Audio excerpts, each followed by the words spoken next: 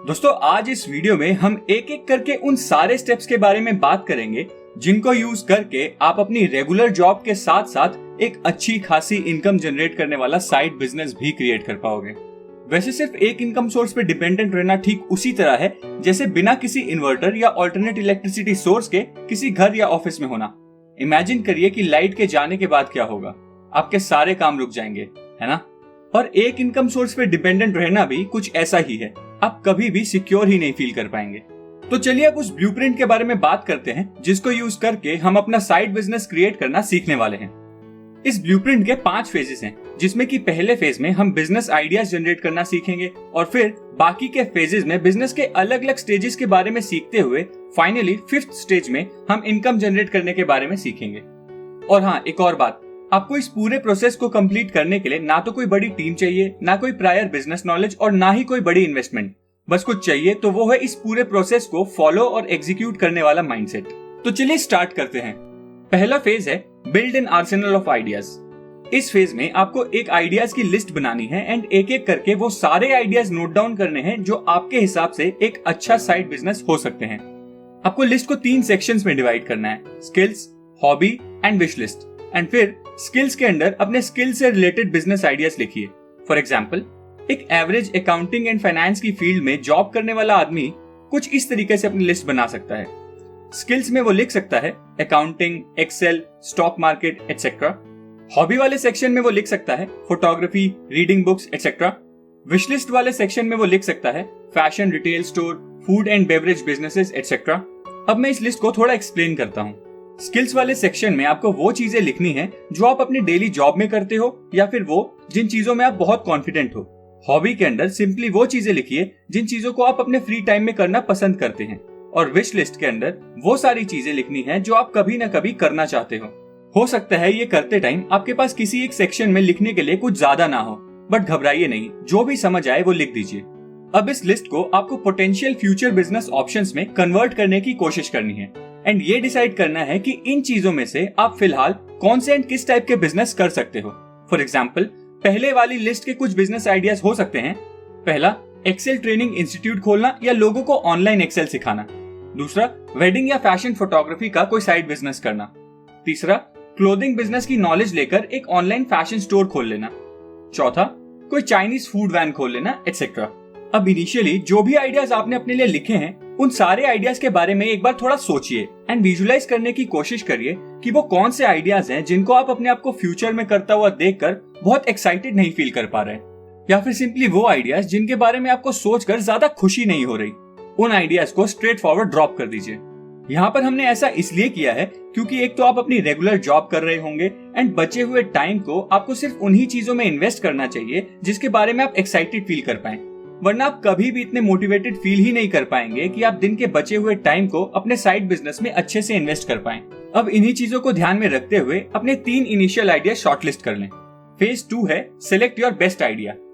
अब भले ही side hustle और साइड बिजनेस के बहुत सारे एडवांटेजेस हैं, पर क्योंकि हम ऑलरेडी एक फुल टाइम जॉब भी कर रहे होंगे इसलिए ये और भी ज्यादा जरूरी हो जाता है कि आप अपने साइड बिजनेस के लिए जो भी आइडिया सोचें वो इतना इफेक्टिव हो कि उस आइडिया से आपके फुल टाइम जॉब पर कोई ज्यादा इम्पैक्ट ना पड़े।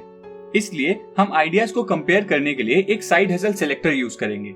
इस सेलेक्टर के 5 एलिमेंट्स होंगे, feasibility, profitability, persuasion, efficiency and motivation. Feasibility में आपको ये सोचना है कि एक आइडिया को रियलिटी में कन्वर्ट करना कितना पॉसिबल है एंड उस आइडिया को कितना जल्दी, मतलब कितने कम से कम टाइम में आप एक्शन में कन्वर्ट कर पाओगे। प्रॉफिटेबिलिटी में आपको ये सोचना है कि कौन सा आइडिया कितने कम से कम टाइम में कितना ज्यादा से ज्यादा प्रॉफिट आपको कमाकर दे सकता है। परसुएशन में आपको ये कंपेयर करना है कि वो कौन सा आइडिया है जो फीजिबल और प्रॉफिटेबल तो है ही, पर साथ ही साथ आज भी उतना ही डिमांड में है।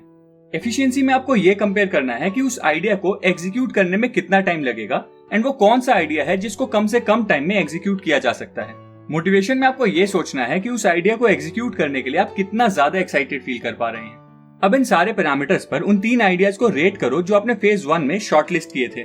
फॉर एग्जाम्पल, अगर कोई आइडिया आपको बहुत ज्यादा मोटिवेट करता है तो आप उसको मोटिवेशन मेट्रिक पे 10 में से 9 का स्कोर दे सकते हो। और साथ ही साथ अगर कोई आइडिया आपको इतना प्रॉफिटेबल नहीं लगता तो आप उसको प्रॉफिटेबिलिटी के मेट्रिक पे 10 में से 4 या 5 का स्कोर भी दे सकते हो। इस तरीके से जब आप उन सारे आइडियाज को रेट करोगे तो आपको अंदाजा लग जाएगा कि कौन सा आइडिया सबसे बेस्ट है। एक चीज जिसका आपको बहुत ज्यादा ध्यान रखना है वो ये है कि जो भी आइडिया आप सिलेक्ट करो वो हाईली प्रॉफिटेबल होना चाहिए, क्योंकि ये इतनी सारी मेहनत आप एक सेकेंड इनकम सोर्स क्रिएट करने के लिए कर रहे हो, ना कि सिर्फ कोई हॉबी परस्यू करने के लिए। एंड इसके लिए आपको हर आइडिया के लिए एक प्रॉफिट इक्वेशन बनानी है एंड अपना एक्सपेक्टेड प्रॉफिट प्रोजेक्ट करना है, जिसकी इक्वेशन है expected income minus expected expenses is equal to expected profit. अब इसको रियल लाइफ केस स्टडी से समझते हैं। मान लीजिए कि आप एक एक्सेल का कोर्स बनाकर उसे ऑनलाइन बेचने का सोचते हैं, तो आपको इस कोर्स के कंटेंट को बनाने के लिए और इस कोर्स को ऑनलाइन बेचने के लिए वेबसाइट जैसी चीजों पे कुछ खर्चा करना होगा। तो वो हो गया आपका एक्सपेक्टेड एक्सपेंस। अब फॉर एग्जांपल आपने ऑनलाइन रिसर्च करके पता लगाया कि एक एवरेज एक्सेल कोर्स की कीमत अराउंड 1000 रुपए है, पर क्योंकि आप इस मार्केट में नए हैं तो आपने डिसाइड किया कि आप अपना कोर्स सिर्फ 500 रुपए में ही बेचेंगे। और साथ ही साथ आपने ऑनलाइन रिसर्च करके ये भी पता लगाया कि इस कोर्स की मार्केट बहुत बड़ी है एंड इसे खरीदने के लिए बहुत लोग एग्जिस्ट करते हैं, और आप एक मिनिमम मार्केटिंग कैंपेन के कन्वर्जन रेट से अंदाजा लगा सकते हो कि कम से कम आप इस कोर्स को 1000 लोगों को बेच पाओगे। तो मान लेते हैं कि इस कैलकुलेशन के हिसाब से आप ये 500 रुपए का कोर्स अराउंड 1000 लोगों को बेचकर 5 लाख रुपए का बिजनेस कर पाओगे। अब जब आप इसी तरीके से हर आइडिया को इवेल्युएट करेंगे तो आपको पता लग जाएगा कि सबसे बेस्ट आइडिया आखिर कौन सा है। बेस्ट आइडिया का पता लगाते ही फिर आपको अपने आइडिया पे थोड़ी रिसर्च करनी है एंड ये देखना है कि आपके जैसे उस आइडिया पे कितने बिजनेस एग्जिस्ट करते हैं एंड वो कैसे उस बिजनेस को चला रहे हैं। फिर आपको अपने आइडिया के लिए उसी हिसाब से चीजें प्लान करनी है एंड अपने बिजनेस को बाकी के बिजनेस से थोड़ा बेटर और अलग बनाने की कोशिश करनी है। फेज 3 है प्रिपेयर टू लिफ्ट ऑफ। इस फेज में हम अपने बिजनेस को शुरू करने की सारी तैयारी करेंगे, जैसे कि अपने प्रोडक्ट या सर्विस का फाइनल प्राइस डिसाइड करना, अपने बिजनेस को करने के लिए जो चीजें जरूरी हैं उनको अरेंज करना, पेमेंट कलेक्ट करने के सिस्टम या वर्कफ्लो को तैयार करना एटसेट्रा। अब इन्हीं में से कुछ जरूरी चीजों के बारे में बात करते हैं। सबसे पहले तो आप अपने इस बिजनेस के लिए एक नया बैंक अकाउंट ओपन करवाएं और सारे एक्सपेंसेस के लिए एक सेपरेट डेबिट और क्रेडिट कार्ड बनवाएं, ताकि बिजनेस की शुरुआत से ही जो भी एक्सपेंसेस आप इस बिजनेस में करें वो सब कुछ आप आसानी से ट्रैक कर पाएं। प्राइस डिसाइड करने का सबसे सिंपल तरीका है कि आप पहले ये चेक करें कि आपका एक प्रोडक्ट आपको कितना कॉस्ट कर रहा है, फिर सिंपली उसकी कॉस्ट प्राइस के ऊपर थोड़ा मार्जिन ऐड करके अपने सेलिंग प्राइस को डिसाइड करें। ये मार्जिन आपको अपने कंपटीशन को देखकर डिसाइड करना है। फॉर एग्जाम्पल आप Amazon जैसी किसी साइट या जो भी साइट आपके जैसा प्रोडक्ट बेचती है उस पर जाएं एंड देखें कि आपके जैसा सबसे ज्यादा बिकने वाला प्रोडक्ट कितने का है एंड फिर मार्केट में एंटर करने की स्ट्रेटेजी से उस प्राइस से थोड़ा सस्ता प्राइस डिसाइड करें जो कि प्रॉफिटेबल भी हो। अब ये हो जाने के बाद अपने बिजनेस को शुरू करने के लिए लगने वाली सारी चीजों की एक शॉपिंग लिस्ट बनाएं। हर बिजनेस की रिक्वायरमेंट अलग होती है, इसलिए सबके लिए ये लिस्ट भी अलग अलग ही होगी। फेज 4 है launch your idea to the right people. अब ये एक बहुत इंपॉर्टेंट फेज है एंड जनरली लोग यहाँ पर बहुत गलती करते हैं। लोग हमेशा अपने प्रोडक्ट पर पूरी जी जान लगाकर मेहनत करते हैं एंड खूब सारी इन्वेस्टमेंट भी कर देते हैं एंड बस बाद में उन्हें कई बार यही पता लगता है कि शायद कस्टमर्स को इस प्रोडक्ट की इतनी जरूरत ही नहीं थी। तो ऐसी सिचुएशन से बचने के लिए हमेशा अपने प्रोडक्ट का एक बीटा वर्जन लॉन्च करना और कस्टमर्स का फीडबैक चेक करना एक बेस्ट ऑप्शन रहता है। फॉर एग्जाम्पल अगर आप एक डिजाइनर टी शर्ट का ऑनलाइन बिजनेस करना चाहते हैं तो शुरुआत में ही एक अच्छा खासा स्टॉक और वेबसाइट क्रिएट करने से ज्यादा बेटर ऑप्शन ये है कि पहले आप एक फेसबुक पेज या इंस्टाग्राम बिजनेस पेज पर अपनी टी शर्ट पब्लिश करें और एक छोटी सी एड चलाकर कस्टमर्स का रिस्पॉन्स चेक करें, और जब आप फाइनली रिस्पॉन्स से सेटिस्फाइड हो जाएं तभी बिजनेस पे बाकी की इन्वेस्टमेंट करें।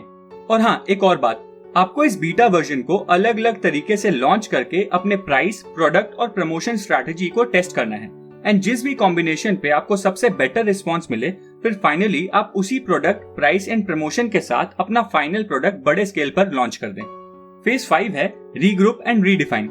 इस फेज में आप अपनी प्रोग्रेस को ट्रैक करें एंड कस्टमर्स के रिस्पॉन्स के अकॉर्डिंग अपनी स्ट्रैटेजी को ऑल्टर करते रहें। अब सबसे इम्पोर्टेंट चीज ये है कि आपको अपनी मेन जॉब के बाद बचने वाले टाइम को इस साइड हसल के ऑपरेटिंग आवर्स में कन्वर्ट करना है। तो इसके लिए आप कस्टमर्स, ऑर्डर्स और प्रॉफिट इन तीनों चीजों को प्रॉपर्ली ट्रैक करें। आप ये देखें कि शुरुआत में आपको एक ऑर्डर को फुलफिल करने के लिए कितना टाइम लग रहा है एंड आप अपने बचे हुए टाइम में ओवरऑल कितने ऑर्डर फुलफिल कर सकते हैं एंड आप ये भी देखें कि इन ऑर्डर से आपको डेली कितना प्रॉफिट मिल पा रहा है।